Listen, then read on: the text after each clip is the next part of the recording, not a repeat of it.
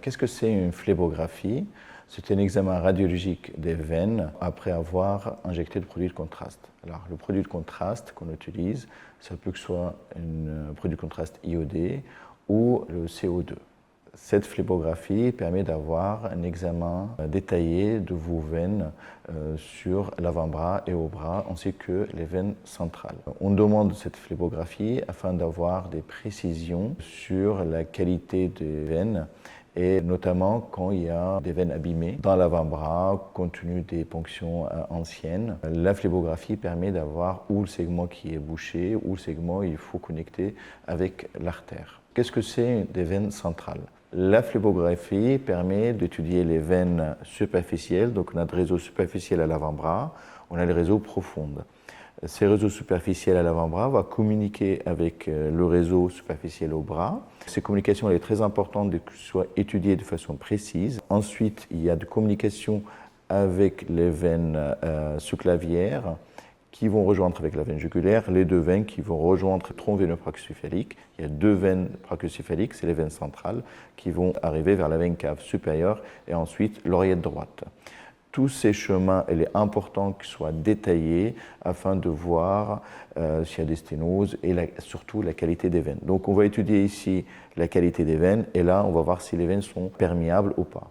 Tous les examens antérieurs, les KT ou de pacemaker qui peuvent avoir des conséquences sur les veines centrales. Les troncs veineux brachiocéphaliques droite et gauche vont rejoindre pour former la veine cave supérieure, et cette veine cave supérieure elle va arriver vers l'oreillette droite avec la veine cave inférieure. L'oreillette droite fait partie de cœur droit et qui va continuer dans les circulations sanguines. Qu'est-ce qui apporte la phlébographie par rapport à l'échodoppler? L'échodoppler va permettre d'avoir aussi une anatomie veineuse superficielle, notamment le calibre. Alors la phlébographie va donner encore une fois des précisions sur le trajet. On va injecter un produit, on va suivre le produit sur tout son trajet, on va voir des détails sur la communication des veines à l'avant-bras et au bras ou les systèmes profonds, et surtout aussi qui va nous donner aussi une étude précise des veines centrales. C'est quelque chose à l'échodoppler, on a du mal à analyser de façon précise. L'échodoppler a des limites pour les analyses des veines centrales en raison que les ultrasons ne passent pas avec le cadre osseux. Donc on va être limité sur les détails de la perméabilité des veines centrales. Là, il y a la place de la phlébographie d'avoir des précisions. C'est quelque chose d'important pour le choix de quel côté pour faire la fistule artério-veineuse. Comment ça se passe en pratique, la phlébographie? C'est un examen réalisé dans un bloc opératoire, dans une salle vasculaire. Pour faire la phlébographie, on a besoin de deux voies d'abord. Il faut que ce soit le plus loin possible au niveau de la main. C'est voie d'abord qui va permettre d'injecter le produit de contraste, que ce soit produit de contraste iodé en cas de patient dialysé ou de CO2 en cas que le patient qui n'est pas dialysé.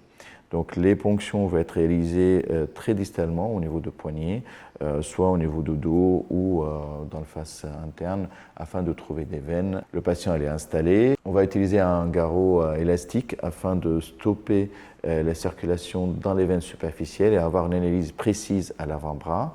On injecte un produit, le Résordan, dilué avec le sérum physiologique, environ 20 cc. Ce produit qu'on injecte à l'avant-bras afin de dilater les veines et avoir des précisions au niveau de l'anatomie. Ensuite, on injecte le produit et sur l'appareil de radio, on va permettre d'avoir des images séquentielles sur tout le trajet des veines et notamment les détails sur leur calibre, sur leur communication avec les veines profondes et surtout la communication entre le système brachial et antébrachial et la communication qui est importante d'avoir les analyses.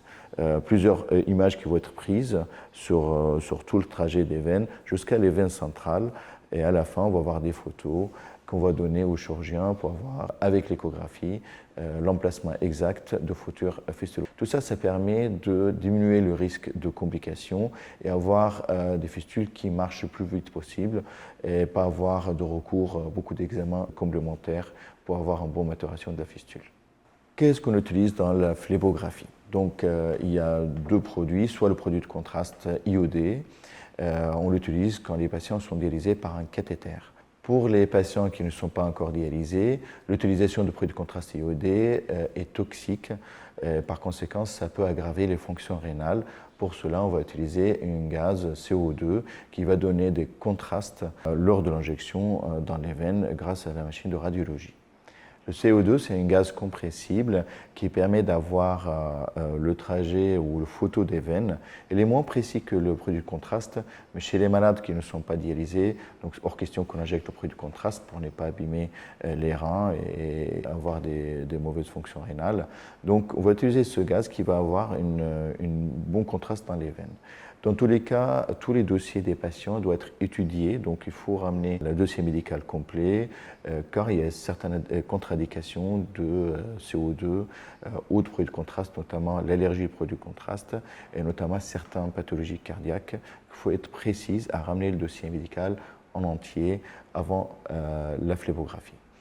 Pour faire la phlébographie, un passage en service ambulatoire est habituel juste avant le passage au bloc pour préparer le patient et en tenue de bloc. Souvent, on demande des patients qui soient à jeun pour avoir le confort. L'anesthésiste est présent dans la salle, mais il n'y a pas d'anesthésie à réaliser. C'est de façon à assurer que tout va bien et que les autres pathologies, il n'y a rien qui empêche l'examen et assurer la sécurité des patients. Le timing idéal de réaliser la phlébographie est souvent après la consultation chirurgicale, dans le cadre que les patients sont suivis dans leur insuffisance rénale et on se prépare les patients pour réaliser un apport vasculaire avec une fistule. Donc le patient arrive et on fera la phlébographie avec le CO2. Dans le cas que les patients sont déjà en cathéter, pareil, on prend notre temps d'analyser les veines avec l'écho Doppler et suite à la consultation chirurgicale, on va réaliser la phlébographie.